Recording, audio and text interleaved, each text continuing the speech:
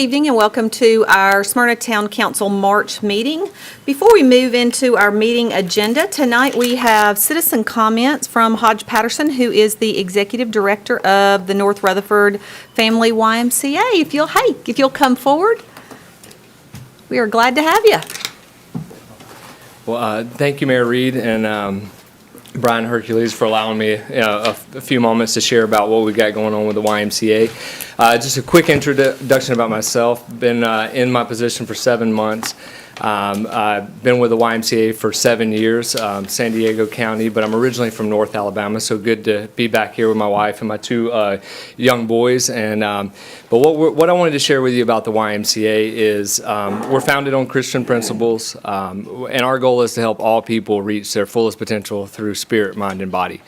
And I want to thank Tony Wall, who's here tonight with Nissan. He's also one of our volunteers for the YMCA Middle Tennessee Association. And so we are part of a bigger picture, but I just wanted to zoom in locally what we're working on here in Smyrna and Rutherford County. The three focus areas that we have are social responsibility, youth development, and healthy living. We plan on giving out over $200,000 in financial assistance to our community this year. Social responsibility, one of the areas that we're really working on is we have an annual race. It'll be September 24th. It's the Lambert Dillard 5K 10K, honoring two local women that unfortunately lost their lives to domestic violence. We're working on, as a team, really doing more, training our staff to prepare to support. We're working with a shelter down in Murfreesboro. And so what we're doing is, our goal is to offer small groups at the Y to support victims. Secondly, healthy living. We offer an ABC program, which is after breast cancer. It's a free 16-week program for survivors, led by survivors. We have a program running right now, and we're going to have another one opening up in May. And then finally, in youth development, we have summer camps going on as a safe place for childcare for people that have to work in this community. And we also have programs for youth sports and swim lessons to just nurture the development. I'd like to invite everybody to our Healthy Kids Day on April 30th from 10 a.m. To 12 p.m. It's a free event for the community. We'll have local vendors, and it's all about celebrating healthy living for youth. And then finally, we have a golf tournament on May the 6th. It's our Ashton Thomas Memorial Golf Classic, and that supports our youth programming. So just as Smyrna grows, I just want to let everybody know the Y is here to collaborate and work together to meet the needs of the community. So thank you for the time. Any questions for Hodge? I got your email. I appreciate it. I heard, I hear that you're hearing that I play a lot of golf and that. That's what the word is. But I have to tell you that I would hate to put a team in because we would definitely win everything, and I don't want to do that to other people in the tournament. No. And so, and the reason everyone is laughing is because I only play golf once a year, okay. And we've probably played a total of three times total. So we do have the best time of all the teams, but I cannot say that we're very good at it. So I will pass that along in case somebody wants to play golf, but I'm probably not the one that you want out on the golf course. Offer's on the table, but thanks for letting me know. If you own the golf course. I don't. I'm not worried about that. Yeah. So you will be filling holes everywhere. I love it. It takes us the rest of the year to get the course back in shape. Well, thank you. I appreciate it. Thank you. So we will move into our meeting agenda, and I will call this meeting to order. Tonight, Bob Horn, a chaplain from the Smyrna Police Department, will do our prayer, and our pledge is going to be done by our Assistant Town Manager, Todd Spearman. So if you'll all stand with us, please. Let us pray. Our Heavenly Father, our great sustainer and giver of life, as we gather here together, we pray and give thanks for all that you do and the people that you have put in place. We pray that wisdom may prevail, that they may be able to serve this community in a wise and meaningful manner. Pray that the decisions that are made are good for the citizens that live here and for those that surround us. Pray that you continue to be with us in all that we do, protect us, guide us, and everything as we go day by day, and all that serve this town. In Jesus' name we pray. Amen. Amen. Please place the flag. I pledge allegiance to the flag of the United States of America and to the republic for which it stands, one nation, under God, indivisible, with liberty and justice for all. Thank you, Chaplain. Thank you, Todd. Miss Amber, glad to see you back. Roll ma'am. call tonight. Yes. Councilman Cole? Councilman Morrell? Present. Councilwoman Peebles? Here. Councilman Short? Here. Councilman Sullivan? Vice Mayor Atkins? Here. And Mayor Reed. Here. We'll now move on to item 3, which is approval or corrections of the minutes of the February 8th, 2022 and February 24th, 2022 meetings. Jeff, are these in order? Order is to form, Mayor. Thank you. Any additions or corrections on these? Seeing none, do I have a motion to approve? Move to approve the minutes. I have a motion, do I have a second? Second. Motion and a second, any discussion? All in favor say aye. Aye. Any opposed? Minutes pass. Brian, correspondence or communications tonight? None tonight, Mayor. Awards or recognitions? None tonight, Mayor. Okay. We'll move on to item 6, which is our consent agenda. And for those that are here or watching on TV, consent agenda items are items that are determined by the town manager to be routine items and not necessarily needing discussion individually, but if there's an item that a council member has questions on or wants to pull off and vote on individually, we can do that. I always like to read the consent agenda so you all know exactly what we're voting on. Item A is approval of the terms of and authorization for the mayor to execute an extension agreement with Pyro Shows Incorporated for the town's 2022 fireworks show. Item B is approval of the terms of and authorization for the mayor to execute an agreement with R.J. Young relative to the purchase of a copier for the fire department administrative offices. Item C is approval of the terms of and authorization for the mayor to execute a contract with the Minnesota Children's Museum for the rental of a Curious George exhibit for the Smyrna Outdoor Adventure Center. Item D is approval of the terms of and authorization for the mayor to execute an agreement relative to the extension of the contract with Barton Lawn Care for mowing park properties through the 2023 mowing season. Item E is approval of the terms of and authorization for the mayor to execute an agreement with Barton Lawn Care relative to the mowing of non-park properties. Item F is approval of the terms of and authorization for the mayor to execute an agreement with NREX to share data related to vehicle travel times and origin and destination to travel flow. Item G is approval of the terms of and authorization for the mayor to execute an agreement with G&L Tank Sandblasting and Coatings LLC for the Rock Springs Water Tank Rehab and Repaint. Council, any questions or discussions on any of these consent agenda items?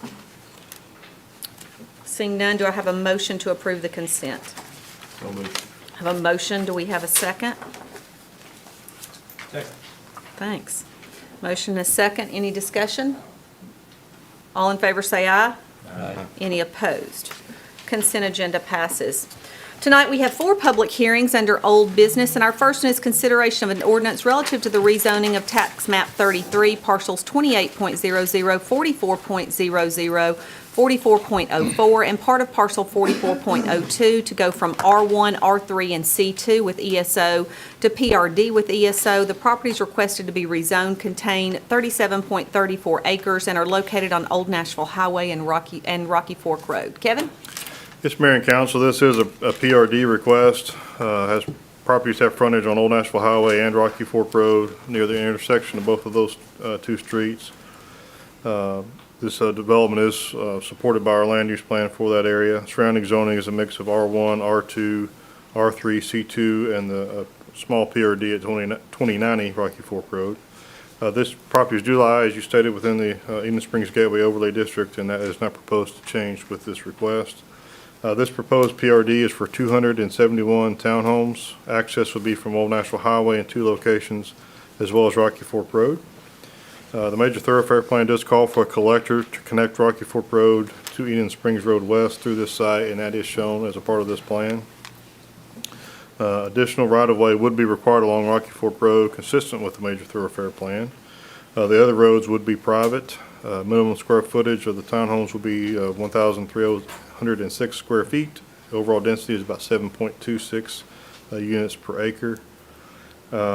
There is a water line for the development that would be required to loop to the 12-inch line on Rocky Fork Road at Old Nashville Highway to ensure adequate fire flow. Sidewalks will be a part of the entire development, including along Rocky Fork Road and the new public road.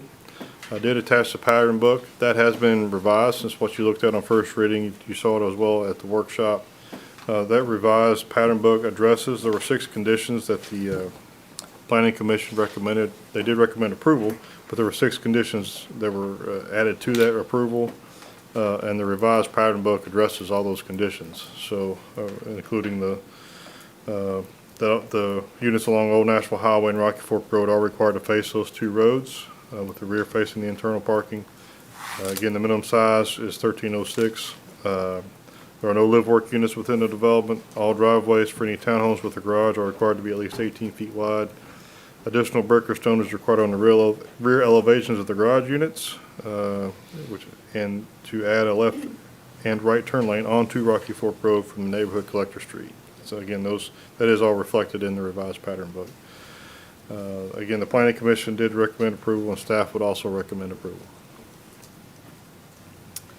Questions for Kevin on this? I know we've had quite a bit of discussion and seen this a couple of times. Anything new before we go to the public? Okay, this is a public hearing tonight, so I'll go to the public to see if there's anyone here to speak for or against this item. Seeing no one, I'll close the public hearing and go to council for a motion. I move to approve. I have a motion, do we have a second? Second. Motion and a second, any discussion? All in favor say aye. Aye. Any opposed? Motion passes. We'll move on to item B, which is also a public hearing. It's a consideration of an ordinance relative to the de-annexation of property located on tax map 54, parcel 62.03, and part of parcel 62.01. It's requested by John Hill, containing 4.13 acres. The property requested is located at 8810 Briley Road. Kevin? Yes, Mayor and Council, this is a request for some property that is west of Riley Road, south of the Blakeney development. Was annexed, or in June of 2019, as a part of the Blakeney development, a portion of Mr. Hill's property was annexed as a part of a land swap with the developers of Blakeney, and the land which was swapped to Mr. Hill was rezoned from PRD to R1 at that time. And that land is still within the town. He does wish for it to be removed from the town. And so that is the reasoning for this request. It is the rear portion of his property. It is vacant. It would be difficult for the town to provide any services to it. The Planning Commission did review this, did recommend approval, and I would also recommend approval. Council, any questions? We've kind of been over this a couple times. Nothing? Okay, we will go to the public to see if there's anyone here to speak for or against this item. Seeing no one, we'll close the public hearing and go to council for a motion. Make a motion to approve. A motion, do we have a second? Second. Motion and a second, any discussion? All in favor say aye. Aye. Any opposed? Motion passes. Our next public hearing is a consideration of a resolution relative to a plan of services for property located on tax map 32, part of parcel 19.01. Kevin? Yeah, this is the plan of services. It is tied to the annexation request, which is the next item on your agenda. This does detail the services the town will be providing upon the effective date of annexation, which in this case is all services, as this does lie within our water service area. And so the Planning Commission did review this, did recommend approval, and I would also recommend approval. Questions for Kevin on plan of services? Seeing none, we'll go to the public to see if there's anyone here to speak for or against this item. Seeing no one, we will go to council for a motion. Move we approve. A motion, do we have a second? Second. Motion is second, any discussion? All in favor say aye.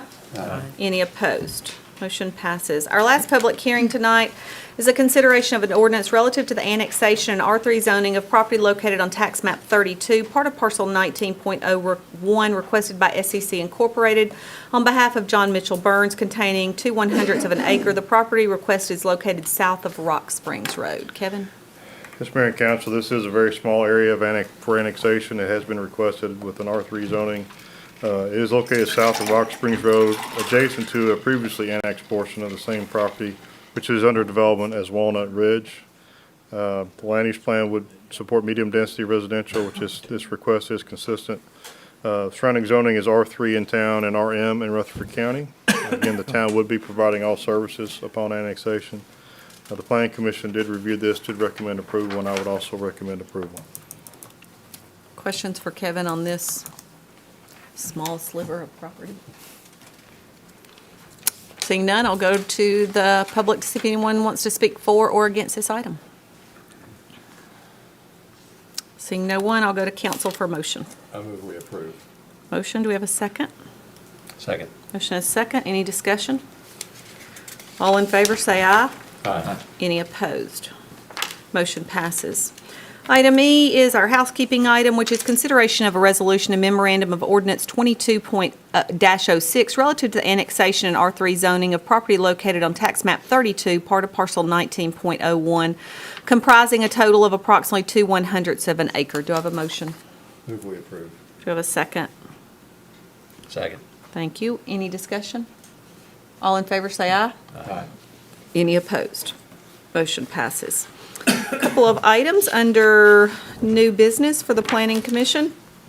First one is consideration of an ordinance relative to the annexation and R3 zoning of property located on tax map 54, parcel 19.00, requested by Sean Collins on behalf of Keith and Carolyn Bryson, containing 68 acres. The property requested is located west of Rocky Fork, Amable Road, and this is a first reading. Kevin? Yes, Mayor and Council, this property, it is contiguous to the town in a couple of different locations. On the north side is parcel 805, which is addressed as 9351 Rocky Fork Allenville Road, and then parcel 17, which is addressed at 8965 Rocky Fork Allenville Road. The land use plan for the area would support medium-density, single-family residential development. Surrounding zoning is R3 in town and RM in Rutherford County. The town would be providing all services to this property except for water, which would be provided by a consolidated utility district. This tract is vacant. It has no road frontage. There was an adjoining property owner who was at the Planning Commission meeting who did agree to provide the town access through the property he owns at 9351 if it is ever needed. Annexation of this tract would completely surround parcel 18 with the town limits, which we try to avoid at all costs, but that's the only way we could annex this property would be to surround it, and so there's really no way to do that without annexing that tract, and that owner has not requested it, so we can't annex it. So the Planning Commission did review this, did recommend approval, and staff would also recommend approval. Mark or Tim, anything you want to add that y'all discussed at planning? I'll remove myself from the conversation. I abstained on this one, so I'll let Tim speak to it. Perfect. And I'll do that again here. Okay. Like I say, it's back to me. As far as the annexation, if you look at the area, we know how annexation is coming in, the requests are coming in, and this is a continuation of that, and I anticipate we'll see additional properties that surround this to be also brought in as part of what's being developed there. The one concern we had was to make sure that we had some type of access, and we do with both of those, so we do have two touch points there. Currently, as it stands, we won't be providing, any utility services, and part of our discussion was to make sure that we had access in case any emergency services were required for that, and I think that was satisfied with what was determined that night.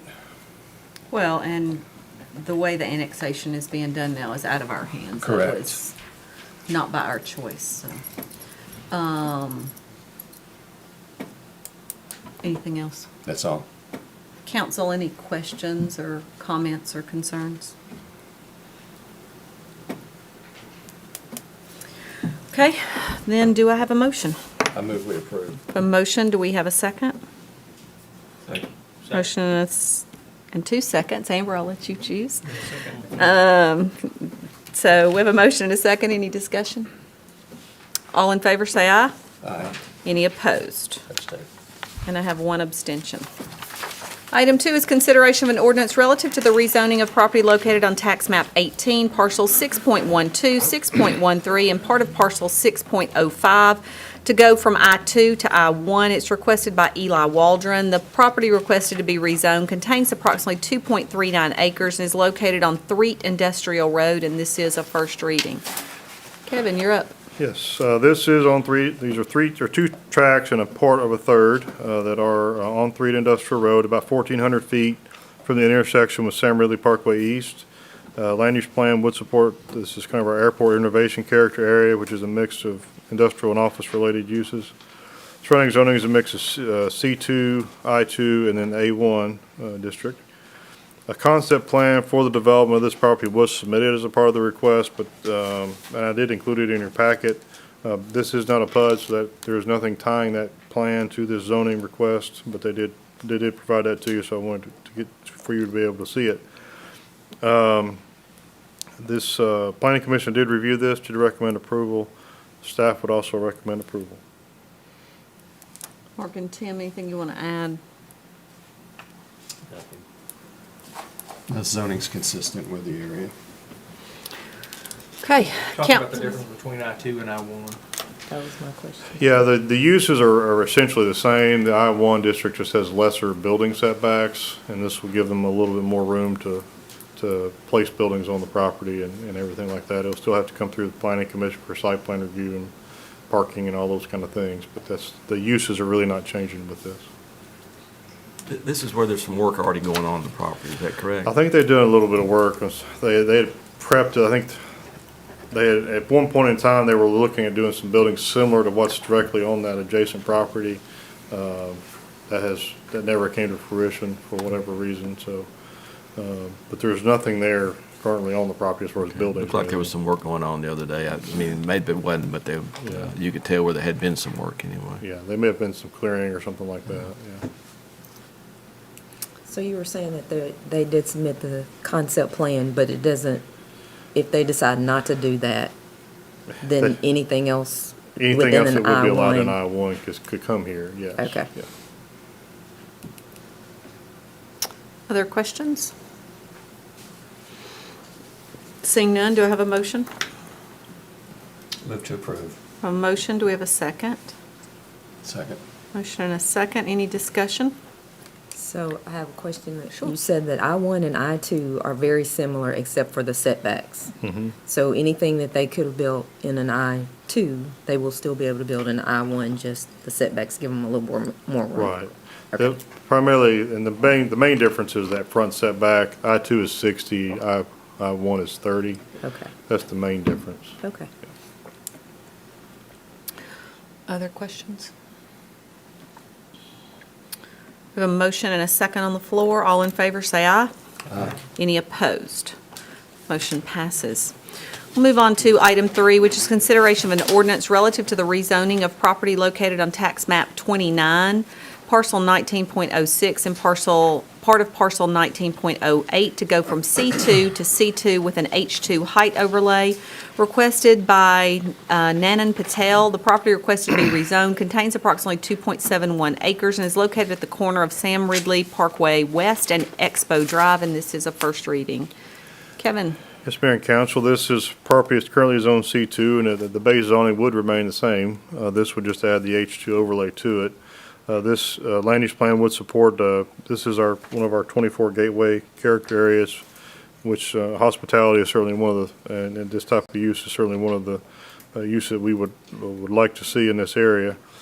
Surrounding zoning is all C2, and I would also point out that there's the hotel directly across Expo Drive from this was also given a height overlay, and there's one or two along Colony Drive that have as well. Maximum building height in C2 is 40 feet. This request is to add a height overlay to allow the building 61 feet 4 inches. The Planning Commission did review this, did recommend approval.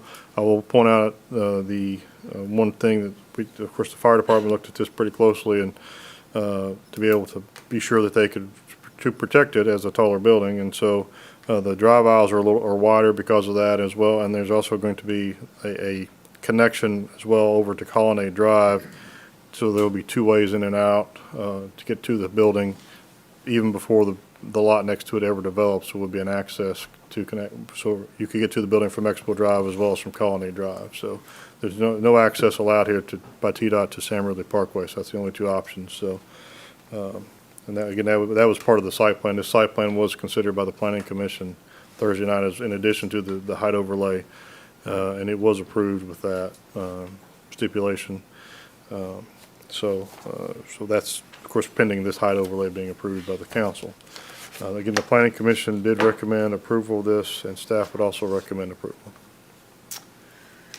Questions, or Mark or Tim, anything you want to add first? Well, just to point out, if you're familiar with the topography there, this sits lower than the other two, so this isn't a situation where your building is going to be higher than the ones that are currently existing. So that's going to be consistent, as Kevin mentioned, with the prior height overlays that we've allowed, plus the fact that you don't have a direct cut off of Sam Ridley that shouldn't impede traffic. And then with the anticipated development of the other lot with the easement to there, it just, kind of takes that off the equation there. So you'll have intersections for folks to enter to and from without a direct cut or impediment to Sam Ridley.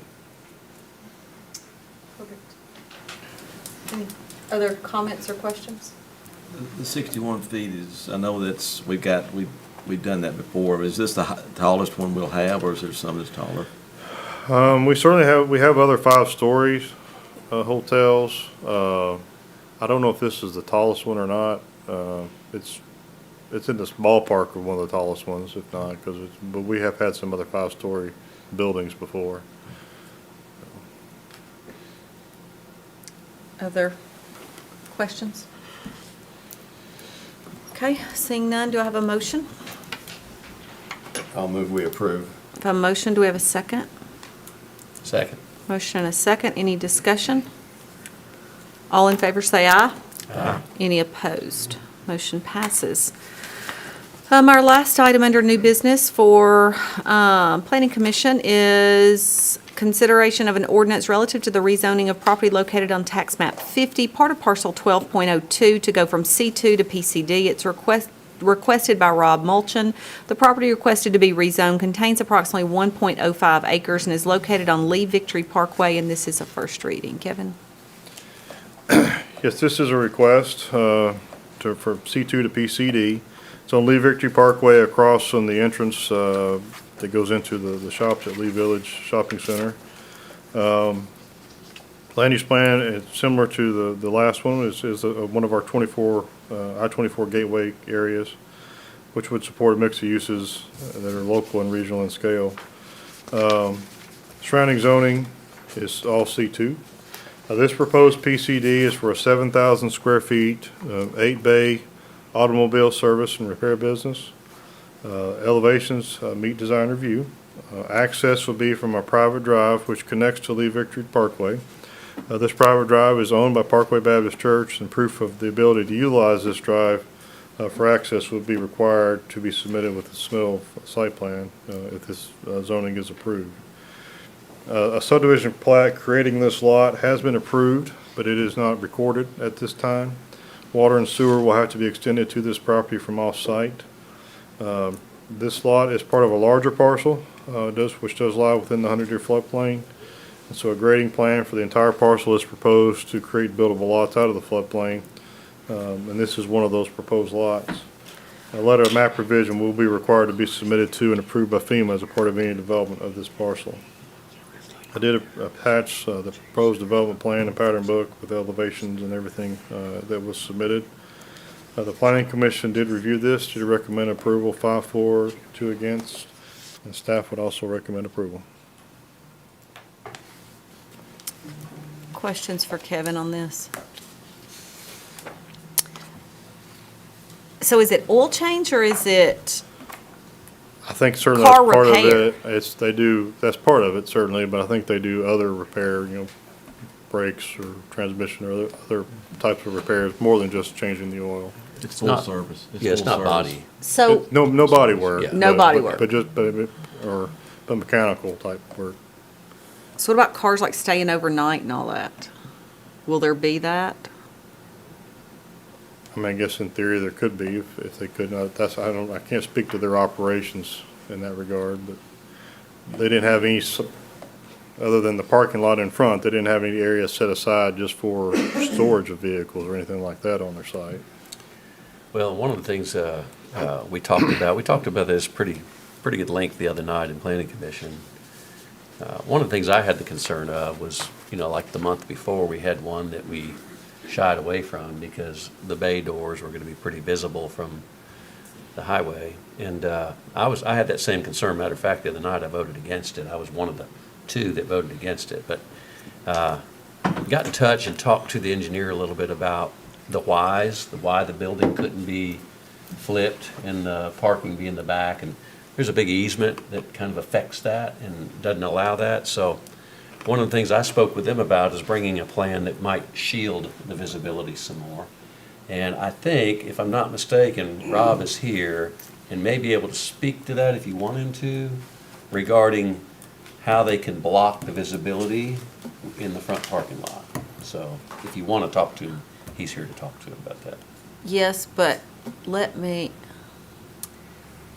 so really it's not going to be the condos and stuff. It's going to be more of the parking lot of Publix and that sort of thing. Yeah, Yeah. it's directly across, the Where building there's- will be Yeah. Where basically there's directly exposed across. Those cars all the time, Yeah. yeah. From the end of. So it's not like people at their houses are going to be sitting No. and looking in on it. Right. Yeah. And I believe the actual building is going to be at least 150 feet from Lee Victory. It's further than that, I think, a couple hundred feet, 210. 210 from I Lee think, Victory. or something So- like that. Yeah, we were estimated about 150 or more the So other it's around night, 210? but we've looked, yeah, it's been looked at a little more closely since then. And my concern was the same that everybody had when we looked at this other one last time. The placement of that is kind of unique. It almost has to sit where it sits. But I asked them to take a look at it and come up with an idea that could help us feel better about the big parking lot visibility kind of thing. And reached out back to me and gave me some ideas and concepts that sort of changed my thinking. And I just wanted everybody else to have an opportunity, if they're concerned about that, to at least let him speak to it when you're ready, if you're ready. It's just kind of up to you. Council, questions or Tim or Mark, anything else you want to add from the other night? Other than the design review, or not design review, the elevations probably meet or exceed, I would say they exceed what we typically see here.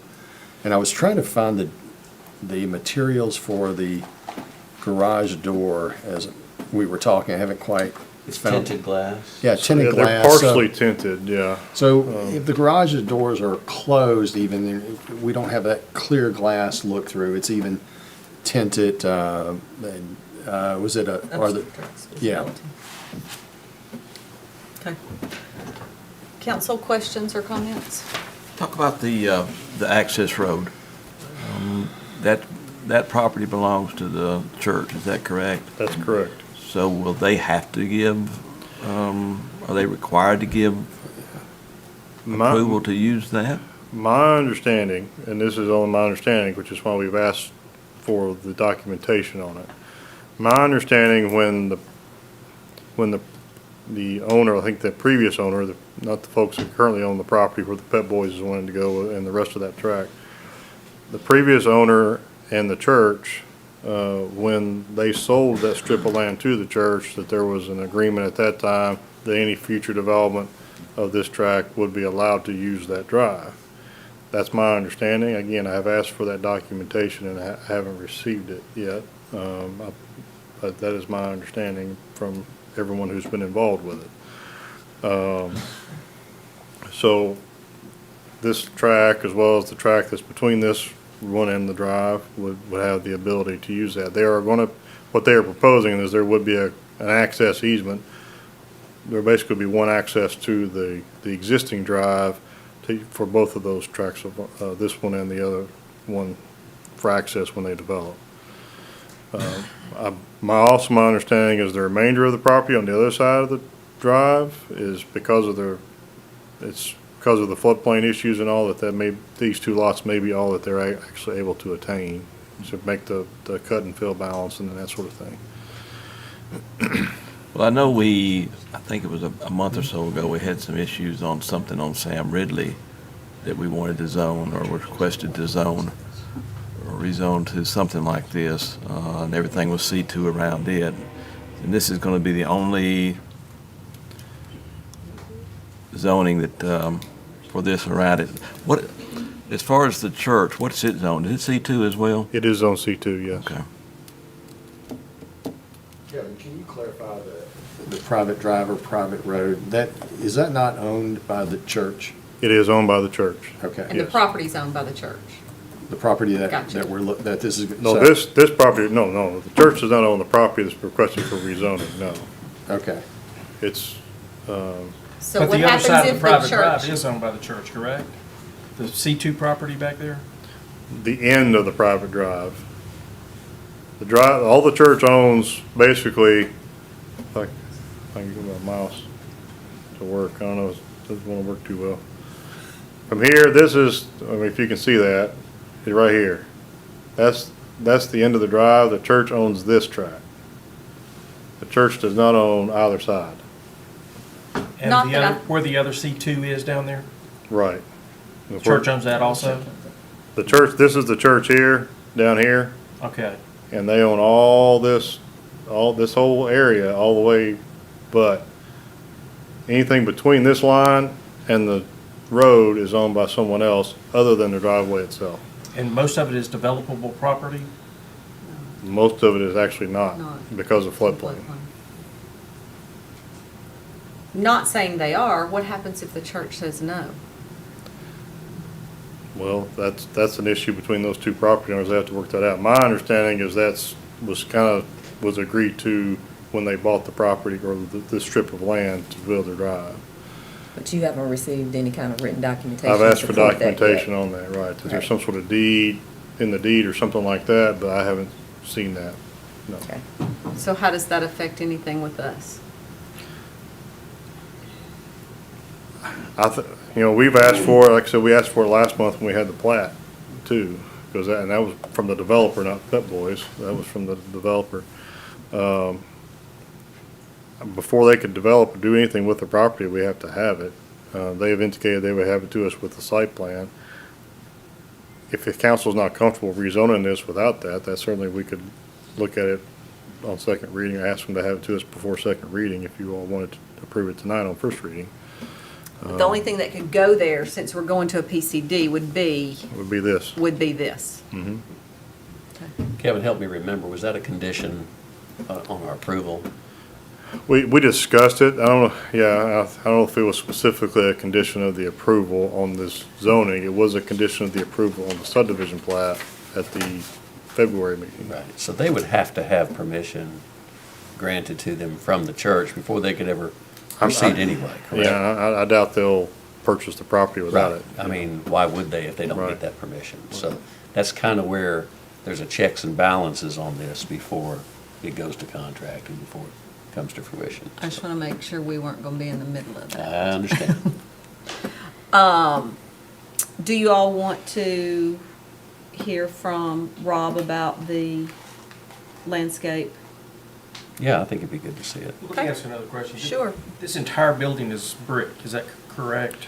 I think there, well, other than the doors, and then, I think there is a little bit, seems like there might be a Think little bit of it's metal ephes, but I coating think on it it is almost somewhere. all brick. No EFS there, I don't think, HG.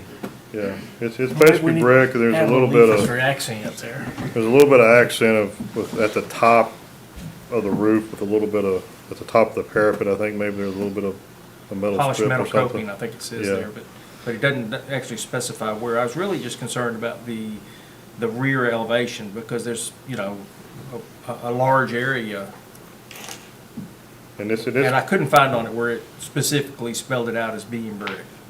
yeah, and it is, I mean, it's the same material as on the front, other than there were 3 windows on the back, which would be kind of where the lobby area is of the store. 3 pretty large windows that kind of mimic the roll-up doors.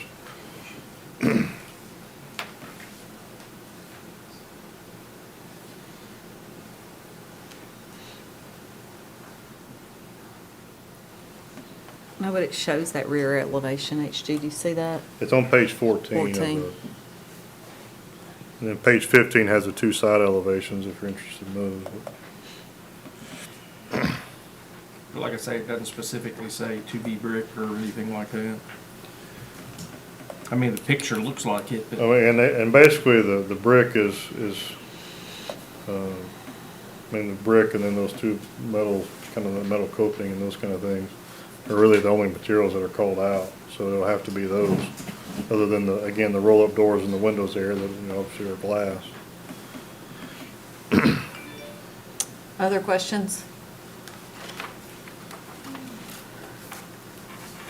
So, I know you were gonna hear from him, but Marco, isn't there a very similar type business that we approved a year ago in the park, for the Publix parking lot? Something very similar to this? Yeah, there was. Okay. It has never built or been developed. It's on one of the lots in the Publix, kind of on the Almoville Road side of the Publix shopping Is center. that Christian Brothers or somebody? It was Christian Brothers Automotive, yes. And then we approved on Emerald, well, the back road off of Seven Oaks, didn't we approve an oil change place There over on is- that there side is that, as yes, well? yes. Okay. My concern is that we're adding a lot of automobile-related type businesses in this one area less than a mile. So I have some concerns about that. You know, I guess I kind of approached it from the other side of that, and I never thought I'd say this, but in general, I don't think we have as many auto services available for this side of Smyrna as we do from the Sam Ridley side and Street. Lowry Street, yeah, With as many homes as are on that side. exactly. If I'm not mistaken, the one on Seven Oaks is strictly oil. It is. Yeah. The one on Seven Oaks is, yes. The one on Yeah, Almoville this Road is was full similar to service. this. It's not body, but it's, Yeah, and, you know, it's yeah. transmission nature. and all that Christian stuff. Brothers was Yeah. It's pretty full much a full service, too. service. And it Full hasn't come to service. fruition yet, right? It That was first- 3 years ago we approved it? I don't know exactly. They cat zoned and then they came back and did get a site plan approved. Yeah. But then It's been a while. They never moved forward with it. It's every bit of two. Yeah. We For do whatever have reason. Tire World and Firestone down by Nissan. And I guess I was thinking more so, Jerry, you know, with the Emerald Road corridor Sure. developing that. On that end. On that end. Okay. Any other questions for Kevin before we bring their representative up to talk a little bit about the screening? Okay. Is Rob here? Yeah, he's back in that. Rob, one, if you'll state your name and address for the record, please. Rob Mulchin, SEC, 850 Middle Tennessee Boulevard. If you want, I have a quick little representation I want to pass out to y'all.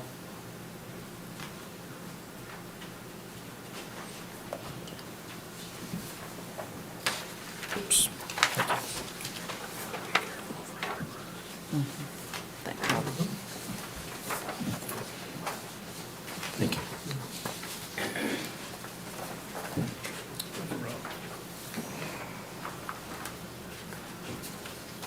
What I just handed out is more or less, Mark and I had a conversation yesterday in regards to the conversation at Planning Commission in regards to the bay doors being somewhat highly visible in regards to Lee Victory Parkway on that side.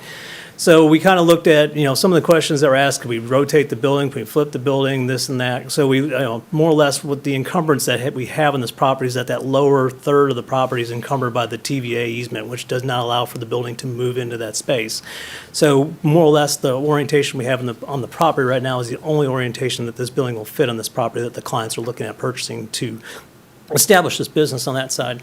So conversations, we went back to the drawing board, kind of looked at what we could do. We tried flipping the building, we tried moving stuff around. The only thing we can kind of come up with was we had a little extra room in the pavement area out in front of the building that we could take and turn that into a landscape island. So if you look in the middle of the actual parking lot area that's between the building and the roadway itself, we've incorporated a 10-foot wide, it's an 8-foot area, 8-foot planting area with a 1-foot curb on either side around it to create a landscape bed. And what we wanted to do there was to create something that allowed for, one, some visibility to the building, so we weren't really hiding the business, but two, was more or less kind of sheltering the doors from the roadway itself. So we weren't really trying to bury the business, but at the same token, we weren't trying to allow these bay doors to really promote themselves to the street out in front of there. So what we did here was create that 8-foot island. What we're planning on doing, you can see a couple of the pictures of the trees that we're trying to plan for. These are columnar oaks. So what we're wanting to do with those are deciduous trees, so they will defoliate in the wintertime. But the one difference about a columnar oak is that because they are columnar, they're very heavily branched in the center mass of the tree. So what these trees here typically grow to about 15 foot in diameter and 45 feet in height. So it's going to be substantial in height. The building itself is only 21 feet tall. So this is going to definitely outdo the building height when it gets to its full maturity in the next 20 years on that side. So what we wanted to do is kind of push this thing in here. We got trees every 15 foot on center in there to more or less kind of block this up. So when we go to plant these, they're going to be roughly about 6 foot or 7 foot in diameter. We're looking at doing a 4-inch caliper tree. Standard trees for most municipalities are between 2 to 3 inches for planting when they're planted that side. So we're looking to upsize these in order to promote a visual screen sooner than later on that side to help kind of knock down the doors in relationship to the roadway on that side. So that was kind of the middle ground that I would think we could find in order to, without being able to move the building, is there a way to at least, shelter these doors from the streetscape on that side? Materials for the doors themselves, they are a metal door with glass window panes. There's if you look at the elevations, the white portion that you see on the doors themselves, those are the window panes for the doors. Those doors will be open during the daytime, especially during the the hot summer months on that side, because any automobile shop, if you've ever been to one, in the summertime, those don't have air conditioning, they're pretty hot, so those doors will be open.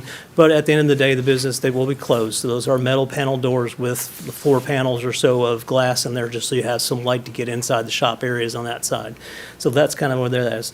Distance-wise, yes, we did go back after PC on Thursday, went back and measured this building from the face of the doors to the actual right-of-way is about 106 foot, and then from the doors to the actual pavement of the roadway is 210 feet. So it's pretty substantial.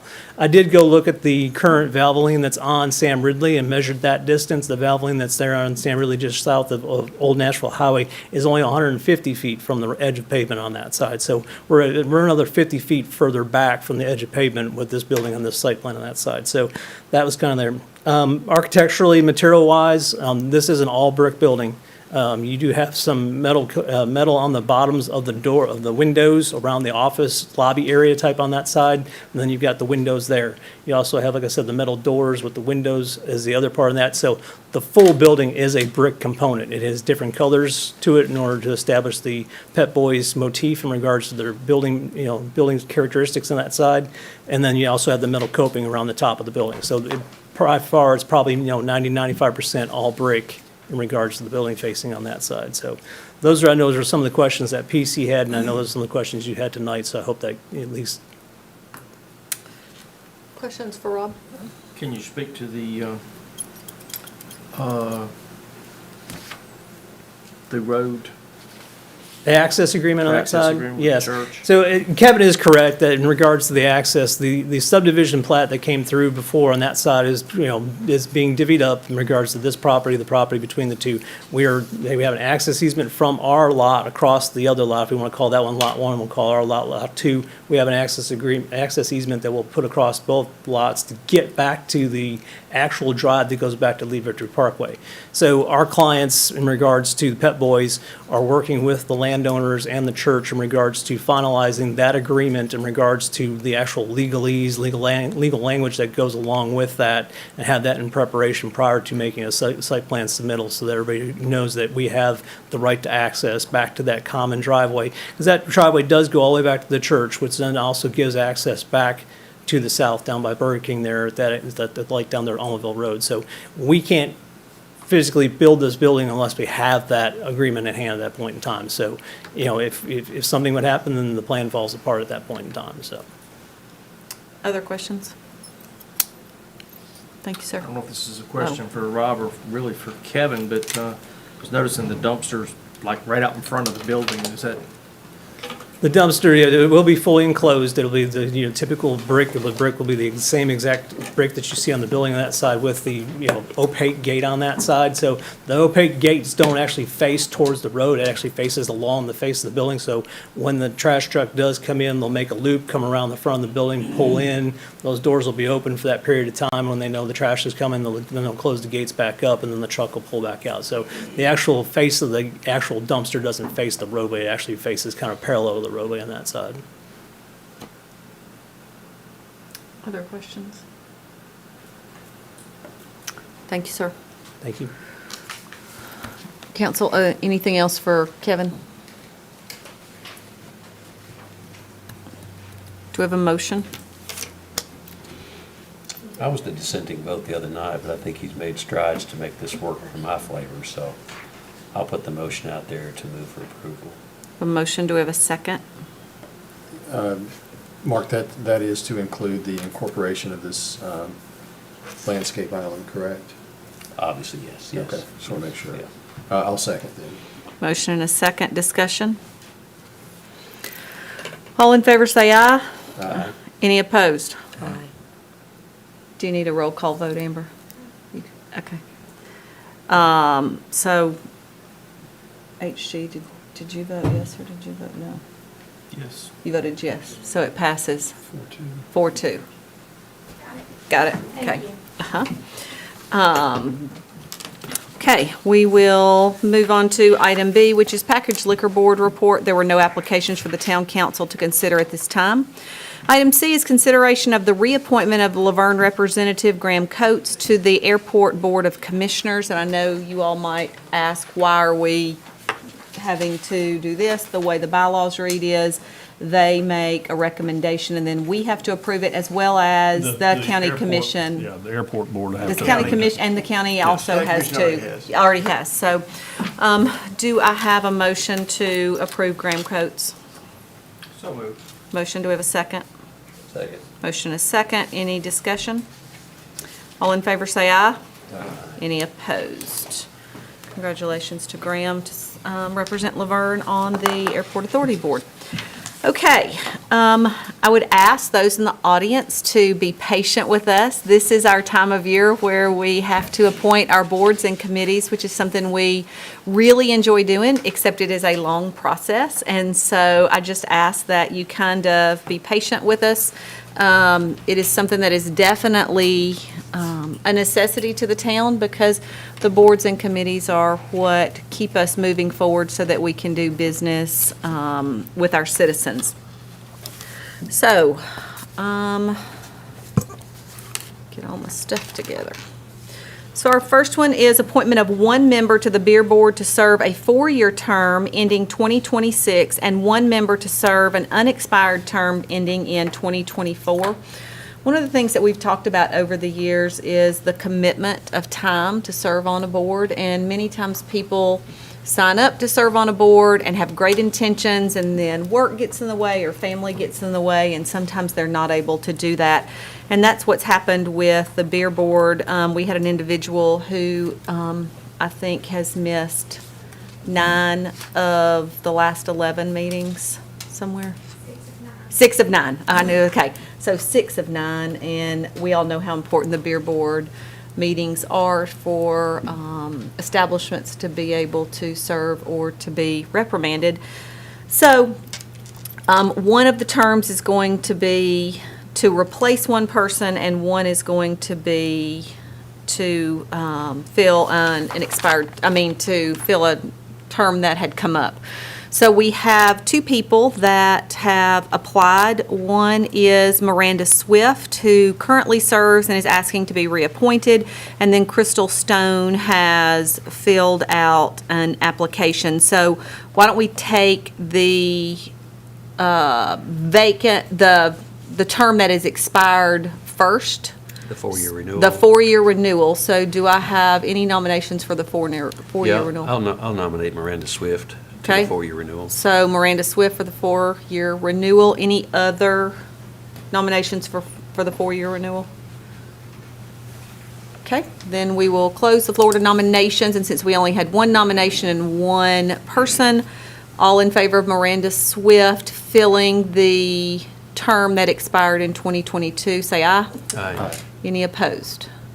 Congratulations to Miranda Swift.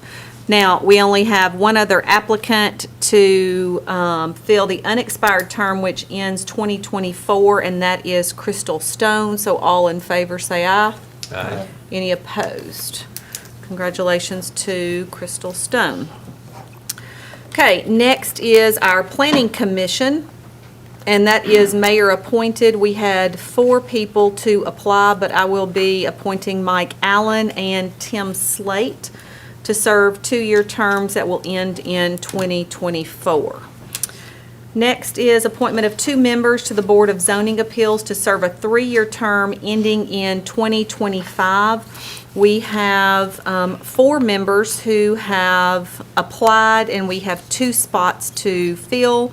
I will open the floor at this time for nominations for BZA.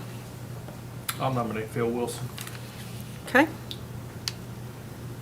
I have Phil Wilson. Anybody else? Yeah, I'll nominate Jay Michelson. Jay Michelson. Any other nominations? Seeing none, I'll close the floor to nominations, and we have 2 appointments to make and 2 nominations. The nominations were Jay Michelson and Phil Wilson, so all in favor say aye. Aye. Any opposed? Congratulations to Jay and Phil. Next is mayor to appoint 1 member to the Historic Zoning Commission to serve a 5-year term ending in 2027. We had 1 applicant, Carolyn Peebles, has asked to be reappointed.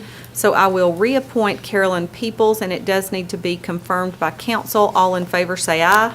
Aye. Any opposed? Congratulations, Carolyn. Okay,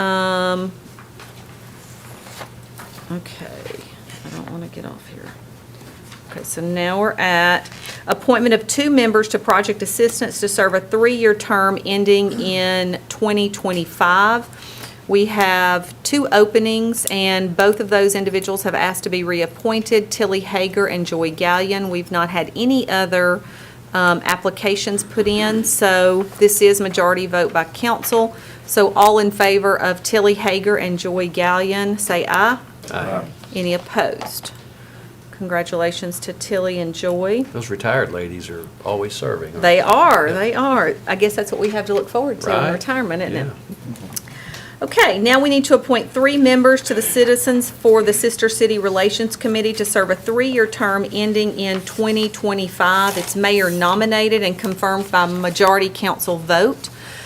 We have 3 openings and 3 applications. Erica Williams has asked to be reappointed, Jonathan Wright has asked to be reappointed, and Amy Wise has submitted an application.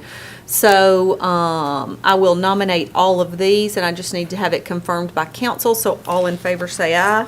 Aye. Any opposed? Congratulations to those 3. Mayor to appoint 2 members to the Parks Advisory Board to serve 2-year terms ending in 2024. And we had quite a few applicants for this board. We did have a couple applications that were late, and we ask that you make sure that you try to get your applications in on time. But I will be appointing Christina Treglia and Molly Jennings, and I need those confirmed by majority vote of the council. So all in favor say aye. Aye. Any opposed? Congratulations to those 2. Next, we have our Package Liquor Board, which we need to appoint 1 member to the Package Liquor Board to serve a 4-year term ending in 2026. This is by majority council vote. We had 1 application and 1 position to fill, and Christina Treglia asked to be appointed to that position. All in favor say aye. Aye. Any opposed? Congratulations. Because you just appointed her on the Parks Advisory Board also. Correct. Package liquor, I don't even know how Meets often. maybe once or twice a year. It's Okay. Only when we've got application for package liquor, Okay. so. Okay, and then item 9 is mayor to appoint one member to the Smyrna Housing Authority to serve a 5-year term ending in 2027. And we had 2 applications, and I will appoint Linda Stevenson Cazell to that one.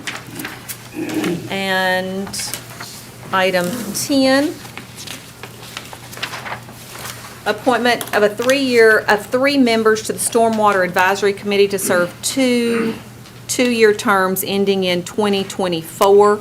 We have 3 applications and 3 positions to fill. Abhi Patra has asked to be reappointed, Catherine Green has asked to be reappointed, and Scott Burchett has asked to be appointed. So this is majority council vote, so all in favor say aye. Aye. Any opposed? Congratulations to those 3 individuals. Item, appointment of 2 members to the Charity Assistance Board to serve a 3-year term ending in 2025, and 1 council member representative to serve a 1-year term ending in 2023. We have had, it's majority council vote, and we have had 2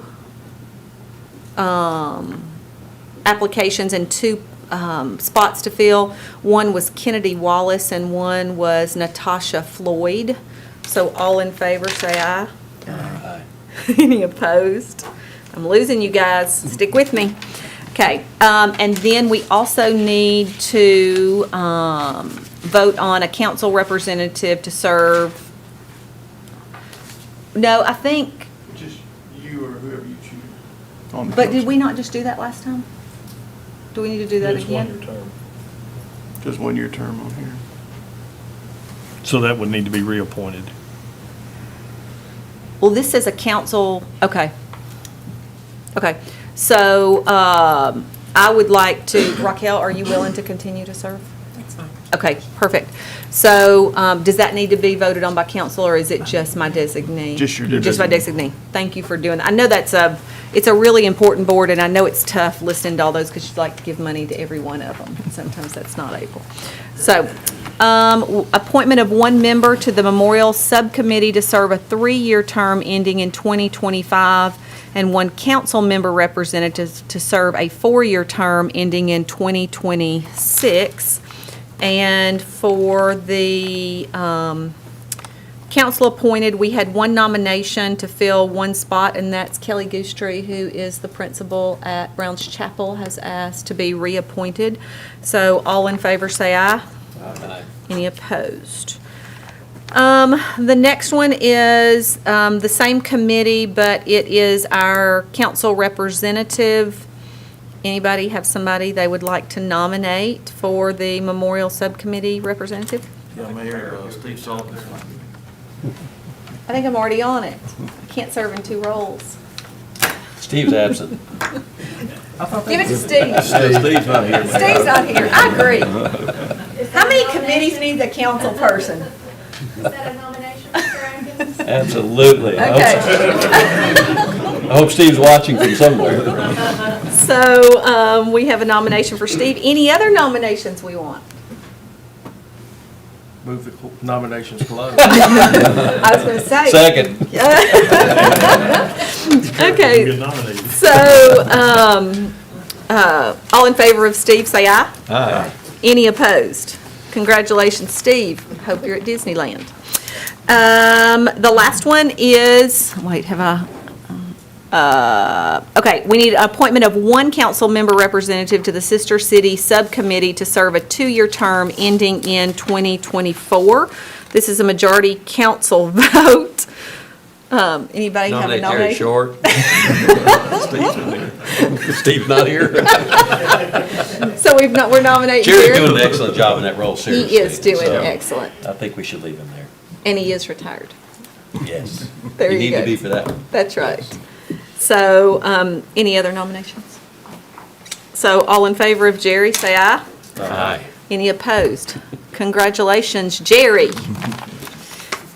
In all seriousness, I just want to thank everybody who is willing to step up. I know there were some people that applied that did not get appointed. We encourage you to continue to apply in the coming years. We will try to find a spot for you. It is what continues to keep our community moving forward, and we appreciate your willingness to serve. Now we need to consider, we're to item E, which is consideration of a resolution to support restoring the historic revenue sharing relationship between the state of Tennessee and its local governments, and to return the local share of the single article cap to local governments. Brian, you Council, taking this it? is an item we brought forward with a resolution at the workshop.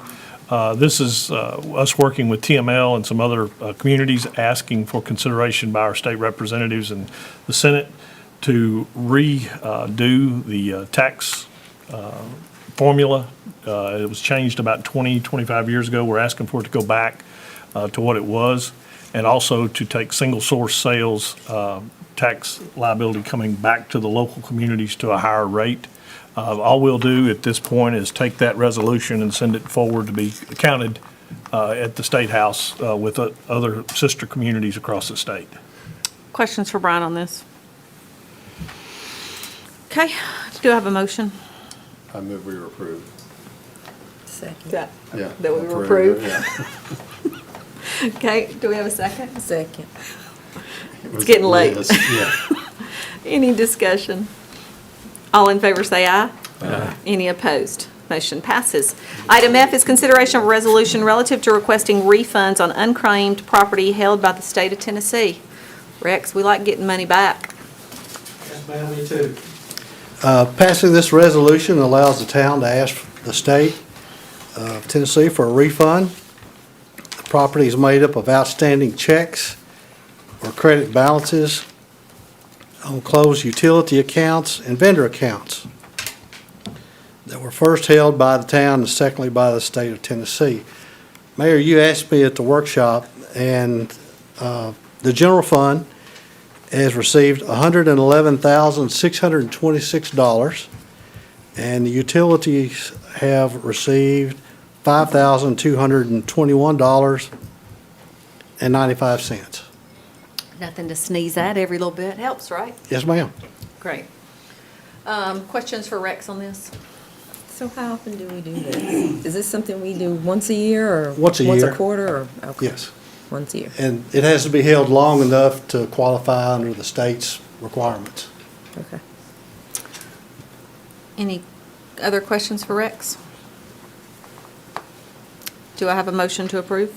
So moved. Motion, do we have a second? Second. Motion and a second. Any discussion? All in favor say aye. Aye. Any opposed? Motion passes. Next item is consideration of a resolution and corresponding SRF loan documents authorizing and providing for the financing of the Sam Ridley and Weekly Lane water improvements. Hi, Mike. Yes, ma'am. So we did the public meeting on this a while back, and we had it on the agenda several times and didn't get the loan docs from SRF. We finally got them. This is the Sam Ridley Weekly Water Line Water Model Project. The SRF loans for $2.5 million. It's a 20-year loan, and the interest rate is 1.6%. Questions for Mike on this? Do I have a motion? Yes, thank you. I move to approve. We have a motion. Do we have a second? Second. Motion and a second. Any discussion? You're kind of lost down there without Steve, aren't you? Yes, that's what it is. I'm lost without Steve. I have a motion and a second on the floor. All in favor, say aye. Aye. Any opposed? Motion passes. Thanks, Mike.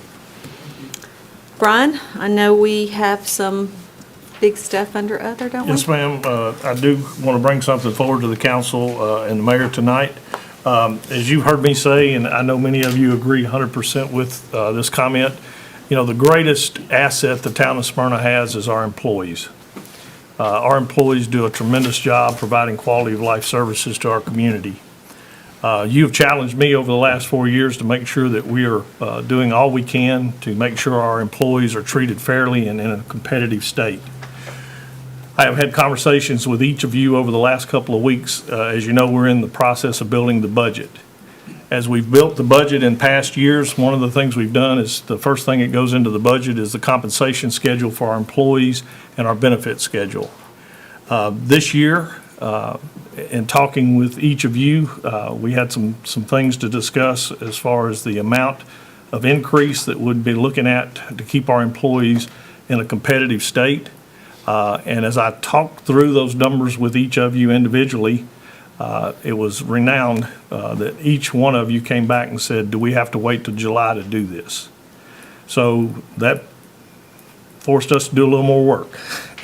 And I will tell you that working with Rex Gaither and Jeff Craig, Todd Spearman, and Jeff Peach as a management team here at the town from the HR standpoint, I am very proud to ask you tonight to consider moving forward with an increase in compensation to our employees relative to the competitive edge of our salaries, not our merit base.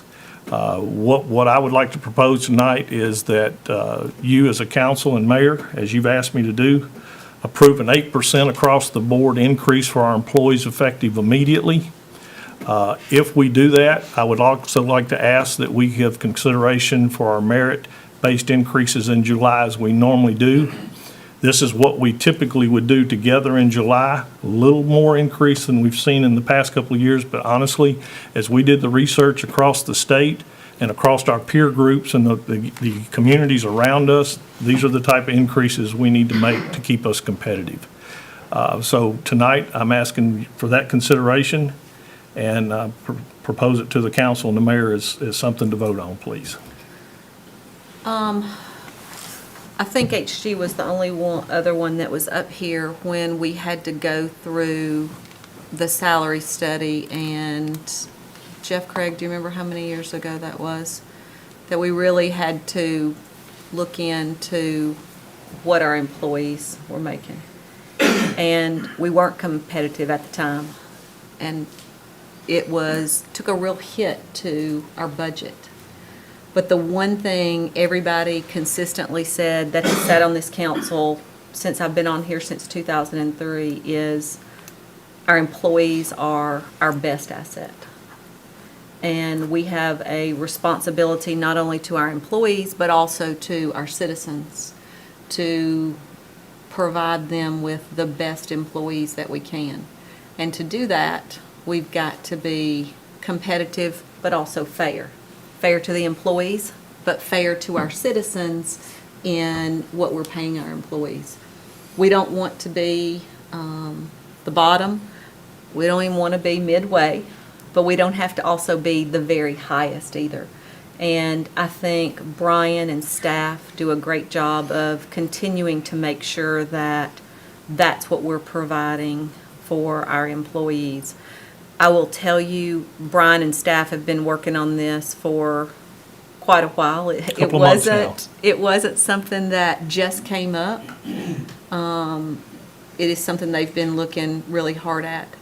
I think every time we go to fill up at the gas pump, or go to get groceries, or go to buy clothes or medicine or anything else that we're having to do, we're all taking a big hit. And we need to make sure that our employees can continue to do those things without having to choose between one or another.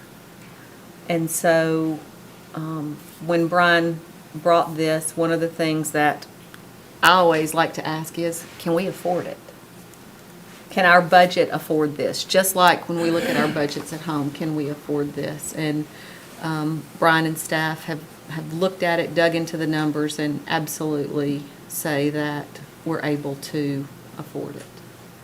So I want to say thank you to Brian and everybody that's worked on this. I want the employees to know how much we value them and how much we want to keep them here at the town. So for me, I'm all in favor, but council, y'all may have more questions before we vote on this. Not a question, but just a comment. I can think of, I can't think of how many times that we've had discussions about our employees going above and beyond. You know, I mean, I received an email just about a week ago. I think maybe the council could have all been copied on it. 3 employees at lunch see a lady in a parking lot that's broken down. And they work through their lunch, they get her car back up and running. And I mean, that's just, you know, just that small extra thing. So for me, knowing that we're good budget-wise, how much I value and I know everybody else up here values our employees, it's an easy decision for me. You know, we've kept our tax rate very steady for a lot of years here. And we've done it with smart management, a rainy day fund that we can rely on if things got hard. But I can remember when Brian interviewed here to be the town manager, he will shake his head in acknowledgement that every one of us said the most important factor in hiring somebody is somebody that will look after our employees. And so I think you're doing that along with us, Brian. You're partnering with us. And I appreciate the efforts to make sure our employees are looked after. Like Mayor said, you know, we can't always be at the top of the chart, but we do offer a good benefits package to our employees too. And there's a value in that beside just their pay scale and their merit. I remember that you said something too right after we did our annual employee luncheon. And you may have to remind me of the number. But the tenure of years of service of our employees was amazing. There's just a 25-year guy right there. So Across the board, our average tenure with our employees is 17 and a half years. So that says something about the quality of their jobs that they have here, and the fact that they have a council and a town manager and all you directors and assistants that want to make sure, and the finance department too, Rex, that want to make sure we can afford it and continue to support them. So I'm like the mayor. I think you've talked to each one of us about this, I know, and I think, if I'm not mistaken, everybody's going to be fully in favor of it because we all think the world of it. So that's my opinion. Thank you. Well, I echo what everybody else has said. I spend a lot of time out on the Greenway, and may not look like I do, but I do spend a lot of time out on the Greenway. Got your own gig. Yeah. And even being out there on the weekends, I know a couple of weeks ago when it rained so hard and there was a lot of water out there was a gentleman that from the Parks Department that was out there, and he drove his own car. I said, "What are you doing today?" And he said, "Well, I'm just out checking to make sure everything's okay." And it was on a Saturday, on his off day. And so I really appreciate what our employees do. And Brian, thank you for looking into that for us, and really appreciate that. And I'm like the rest of them. I think I certainly would like to see if we can do it, and it looks like we can do it, that we should. You know, the job market out there in today's world is such an enigma. And I know, being in business, that it's a whole lot easier to retain employees than it is to retrain. Training can really take up a whole lot of time and become counterproductive. And, you know, having employees that for an average of 17 years is pretty remarkable. But I think that a lot of it is because they enjoy their job. They appreciate the community that they live in. And a lot of that is simply because they all work together. And, you know, they're worth every penny that we pay for them. And I think we all wish probably that we could pay them even more. But as has been said, we have a responsibility to keep it within means, and doing it in this manner on a regular basis is something that we're entrusted with, and you know, we do appreciate our employees. Okay, I guess I'm the last of the ones to speak up here. I don't have a lot I need to add to that. We always want to be a good steward of what we've been blessed with, and with the town, the employees are our greatest asset, so I'm for doing it. Talk a little bit before we do the vote on just some procedural kind of things. just to reiterate, this is not going to affect the merit-based pay that they'll be getting July They will still 1. get So that this in will be in July, addition But to, yeah, what we're doing is the pay scale jumps within the bands. We're moving that up and doing it immediately. So we will not be doing the pay bands in July, but we will continue to provide the merit base based on their performance reviews and those kind of things. So they'll get that hit in July. The 8% that we're asking for across the board will go into effect immediately. And in fact, we have how to affect their individual pay, and they will see this on their paycheck if it's approved tonight. Brian, I appreciate how important employees are to us. Employees. I spoke to a group that's been in the workforce a long time. I've had some really good jobs. I've had the opportunity to have some good jobs, been very blessed. The town of Smyrna is the best place I've ever worked, and the reason it's the best place I've ever worked is the employees and the directors that I have the privilege of working with every day, and I mean that. I agree. Okay, so council, do I have a motion? Move to approve the increase. A motion, do I have a second? Second. Motion and a second. Any discussion? All in favor say aye. Aye. Any opposed?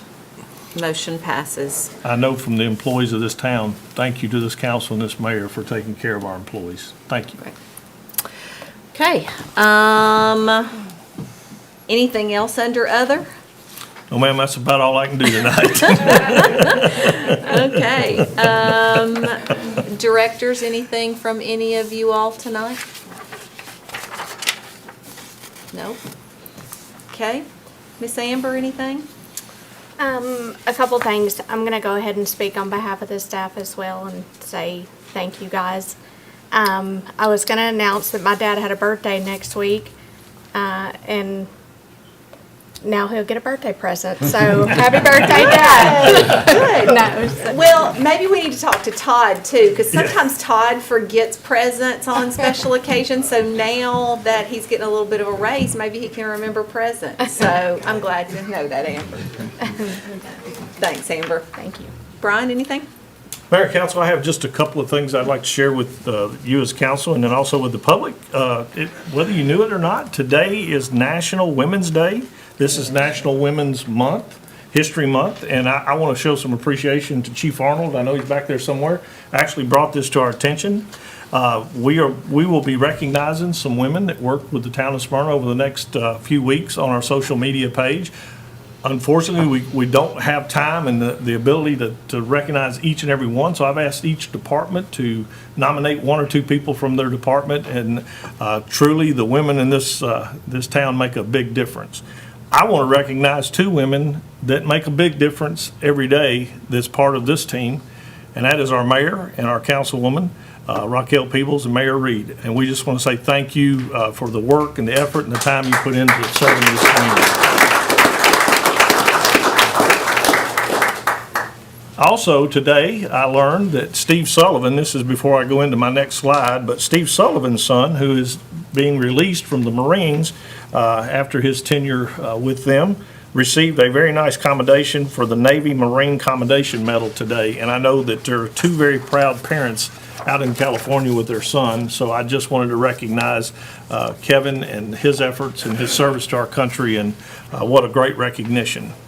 This weekend, don't forget, it's Spring Forward. It kind of slipped up on me this year. I wasn't thinking it's time to move the clocks forward yet, but this weekend does begin daylight savings time.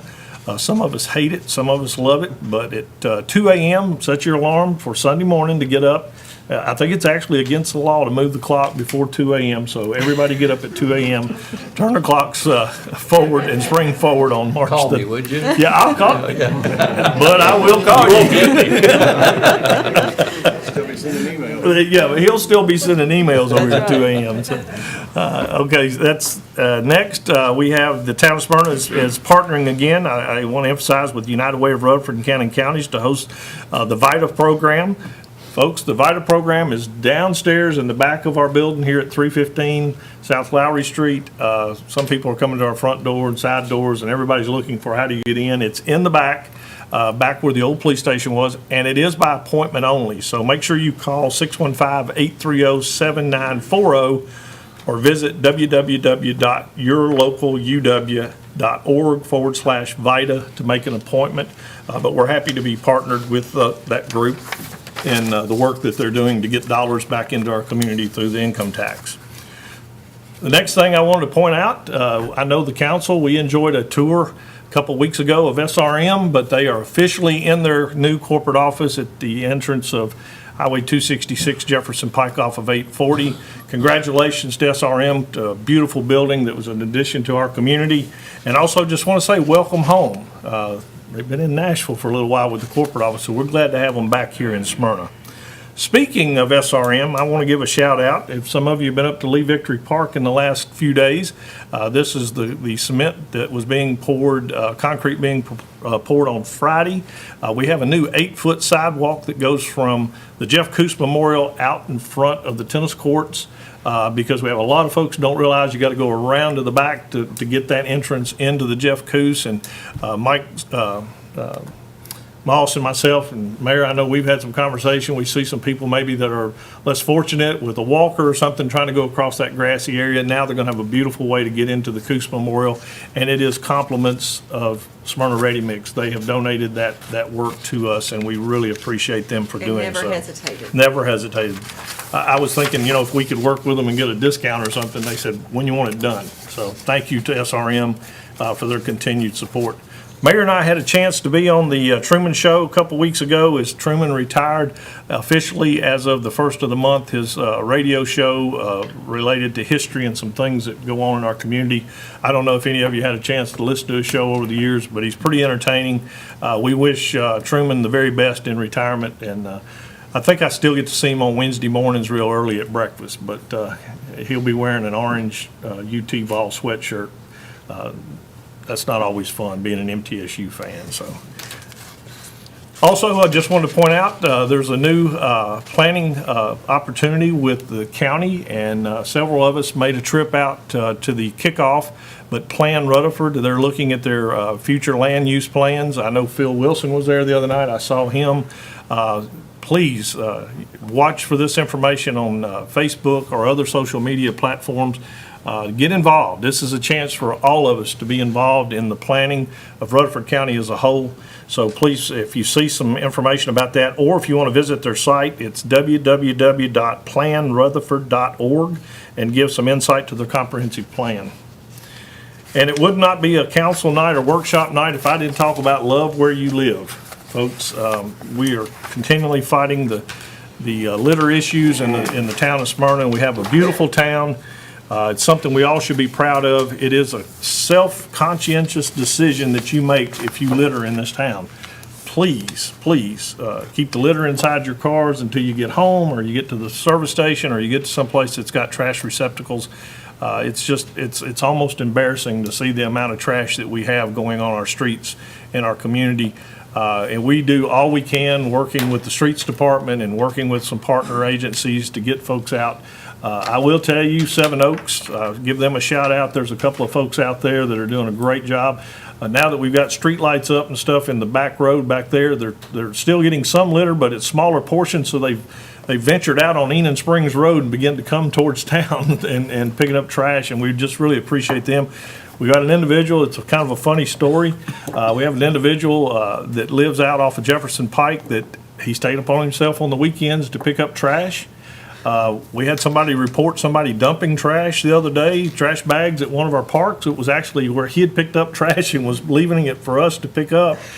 So, In bags. In bags. In bags. And so it was, it's where you But want to one reward. citizen thought that thought another one was yes. dumping their trash, so they they called. reported it, and we got involved in it, but it was one of those, it was two rights. I don't know how it ended up making it wrong, but I got tickled. He called me this weekend. He'd been out cleaning up trash, and he said, I just want you to know where the bags are. Please don't send the police department to my house.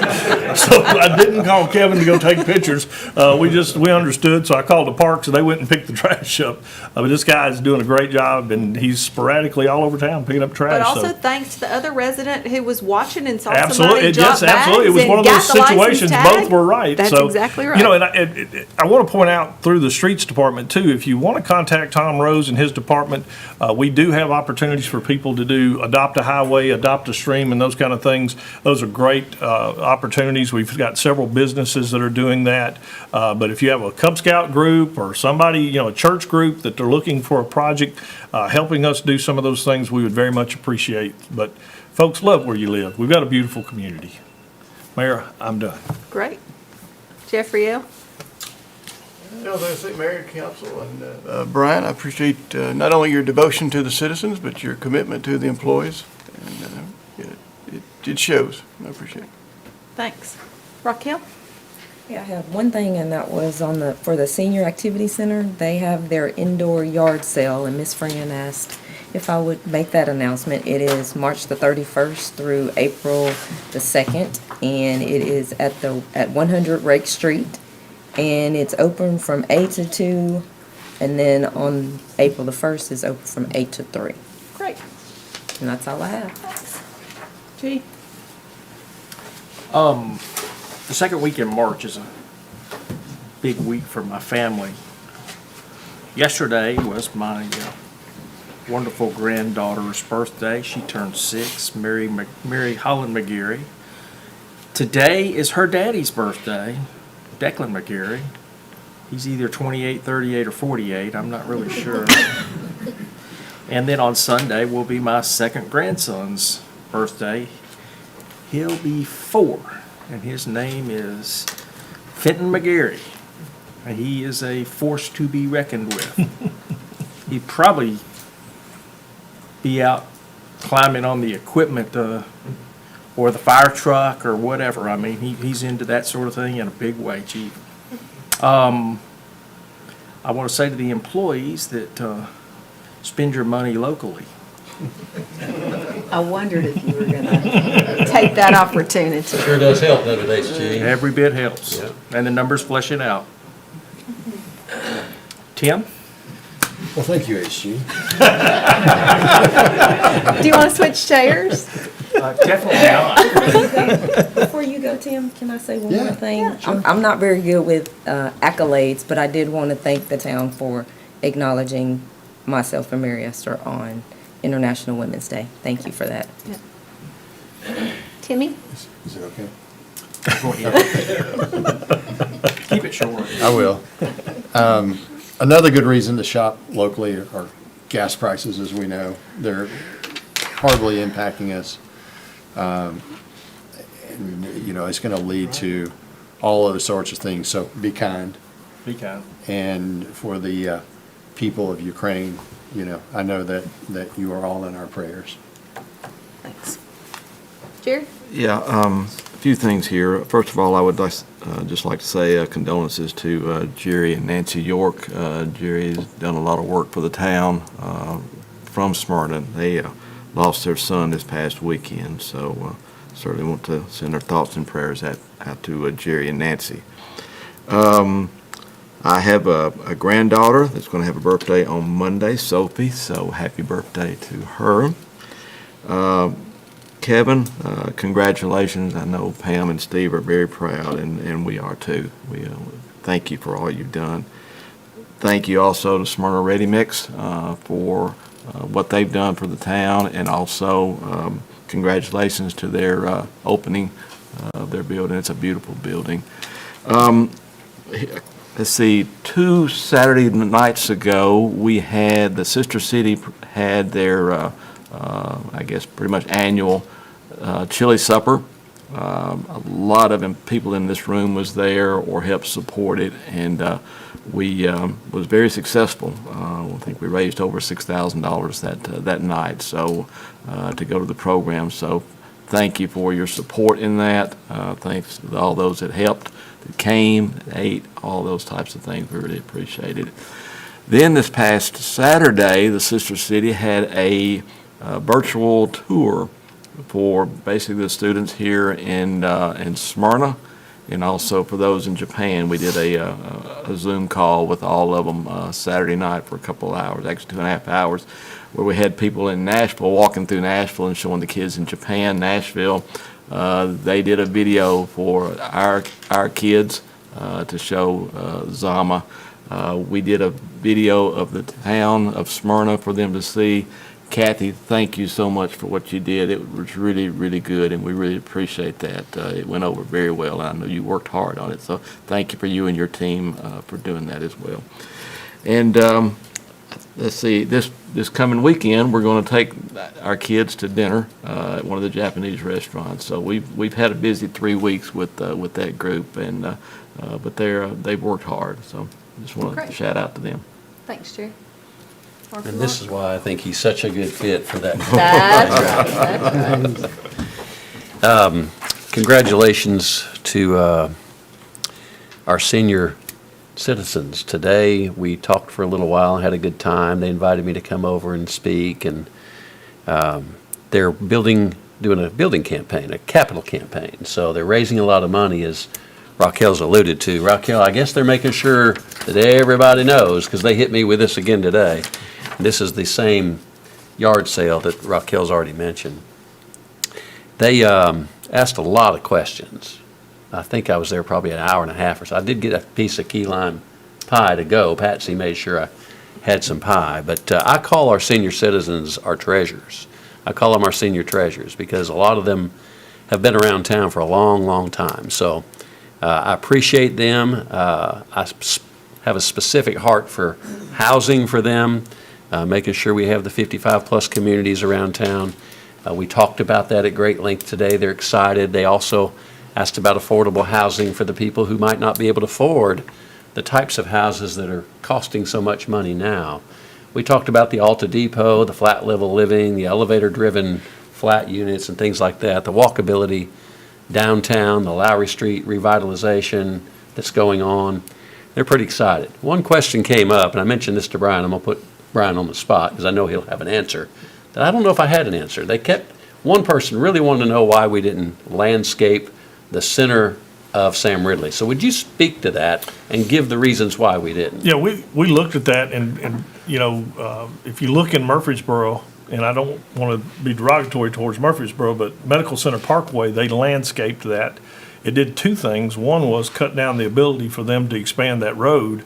We have plenty of island space that we've put greenery in as far as the grass and stuff. But one of the biggest deterrents they have right now is that as those plants grew from being 2 and 3 foot tall to 15 foot tall, it's blocking the view for safety. If you look at what we did on Sam Ridley Parkway, one of the major things we did and tried to accomplish there was safety. That's the reason we took out all the crossovers that were not signalized and stuff. So truly, it was just from a safety standpoint. And honestly, from the standpoint of efficiency, when we go out there to mow and those kind of things, we don't have to get our folks mowing around trees as they grow and get close to the roads and those kind of things. So it was safety driven is the reason we made the choice not to landscape that. I sort of explained it that way, but I thought if anybody's watching, coming from the town manager and your perspective, it would probably just reiterate what we discussed. Yes. So I thought it'd be good for them to hear that. The Love Where You Live campaign, that was brought up again today, as far as trash. You know, they see it. We all and do. it is a problem. So if all of you watching out there would just turn somebody in, like that guy did. No, it was actually a girl. A girl did, well, good for her. And we were so excited until the police showed up at his house. If you see Brian dropping trash bags over at the park, would you call the police? Would you make sure he's in trouble? I do want to give my condolences to the York family that Jerry brought up. And Jerry, the chili supper was a lot of fun. It was full. It was just vibrant. There was a lot of people there, and I'm glad you all raised about $6K for that cause. So National Women's Day. You two ladies do an amazing job. You both do here on the town council. I know you both serve our citizens well, and it doesn't come sometimes with any recognition or favor. But thank you for what you both do for our town. Thank you to all the ladies that work here in our town, the ladies that work with me in my business, and it doesn't work without you guys. I've got 2 staff members at my office that I tell them every day, this place does not operate without you. So I take no credit. So I just want to acknowledge you guys as the town did, and all the ladies in our building here that work for the town and out in the buildings and street department, police officers, everywhere there are. So thank you for what you do. Got news today. This is just a sad note. A good friend of mine unexpectedly passed away. His name was Dave Matthews, not the band, Dave Matthews. Go to church with him and beloved by a lot of people. It caught me kind of off guard, a little shocked to hear it. He's probably my age, a little younger, and had some heart issues over the years in his life. Rex, you probably know who I'm talking about, but if you don't, you would recognize him at church right away. So my condolences to Dave and his family. That's all I have, Mayor. Great. So a couple of items. Brian and I were asked to, Brian spoke, and I went over to TCAT Smyrna, and we just want to congratulate them for their work to secure a $500,000 grant from the Haas Foundation. The funds will assist TCAT Smyrna with program expansion, dual enrollment partnerships, summer camps, and more opportunities for future manufacturing technology students. And I cannot tell you how fortunate we are to have this facility right here in the town of Smyrna. And it was a partnership between Nissan and the state of Tennessee. So congratulations to them.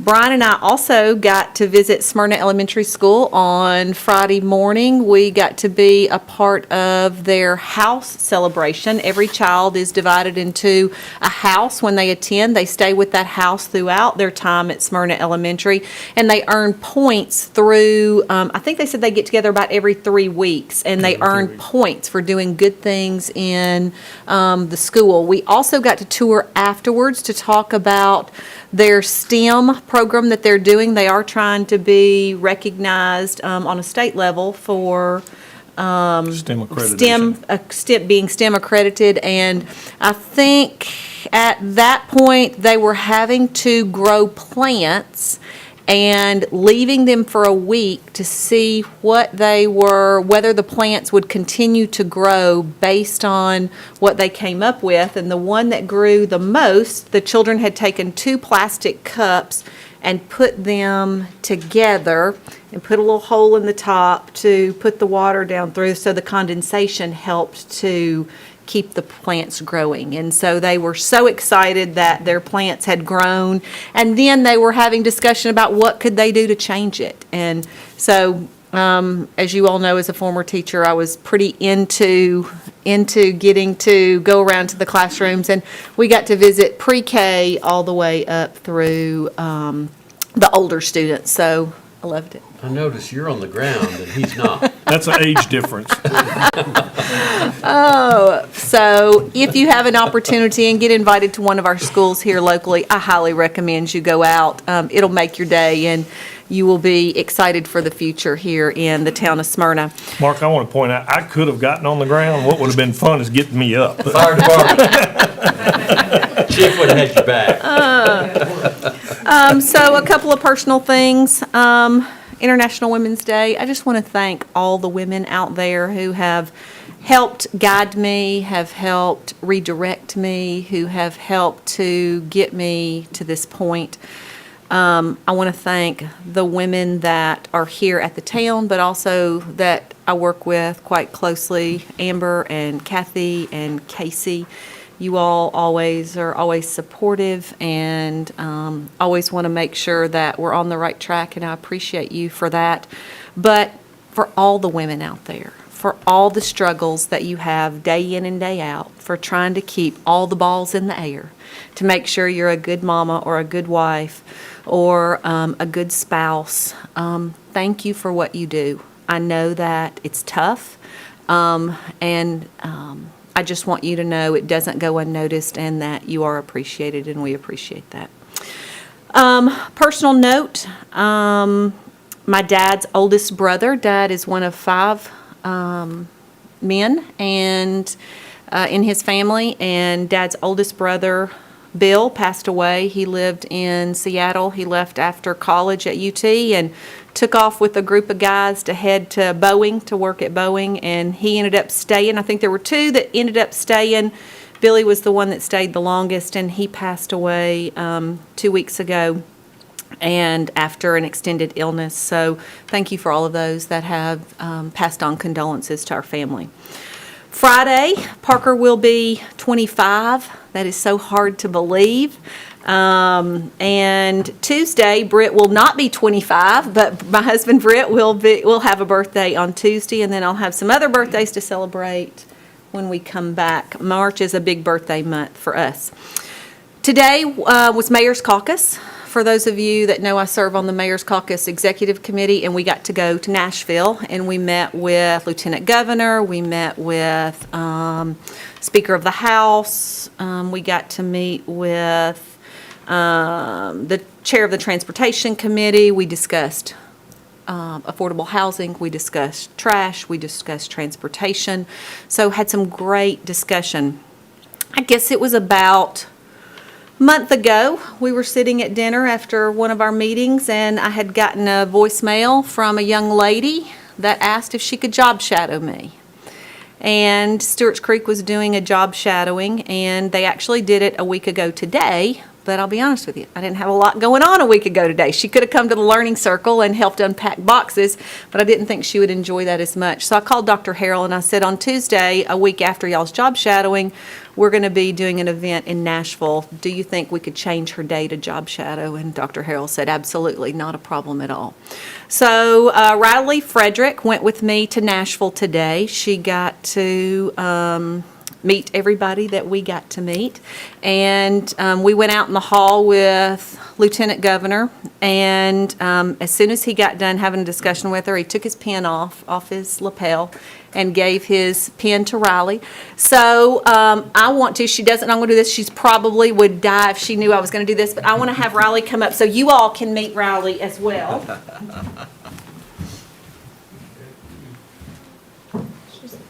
She said, I ain't getting up. So, Riley, come on up.